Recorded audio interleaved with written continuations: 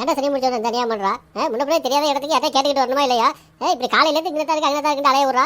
யார்ட்டா கேட்டுத்தோடா. நான் என்ன மாப்பிள பண்றது? நான் சின்ன பிள்ளைல ஒரு தடவை வந்திருக்கிறேன். அது பஸ்ல வரும்போது தூங்கிக்கிட்டே வந்தேன். அதனால எனக்கு ஒன்றும் அடையாளமும் தெரியல எங்க இருக்குது இந்த வீடு. இப்போ யார்ட்ட கேட்கறது? சரி இந்த 2 பேரும் வாசல் உட்காந்துட்டு இருக்கிறா. உங்கள்கிட்ட கேட்டாக்க சொல்லுவாப்ல. வா போய் கேட்போம். அவங்கள்ட்ட அட்ரஸ் கேட்கறதெல்லாம் இருக்கட்டும். முதல்ல எனக்கு ஏதாவது வாங்கி கொடு. நாக்கில் அறவே தண்ணி இல்லை. காலையிலேருந்து அலையுது இப்படி நாய் மாதிரி தெருவா அழிஞ்சிக்கிட்டு இருக்குது. ஒழுங்கு மரியாதை ஏதாவது குடிக்கிறதுக்கு வாங்கி கொடு. முதல்ல கடை எங்கே இருக்குன்னு கேளு. ஆமாடா எனக்கு தான் ரொம்ப தாவமா இருக்குது. சரிவா போய் கேட்போம் கடை எங்கே இருக்குன்னு முதல்ல. அப்பா அஸ்ஸலாமு அலைக்கும்.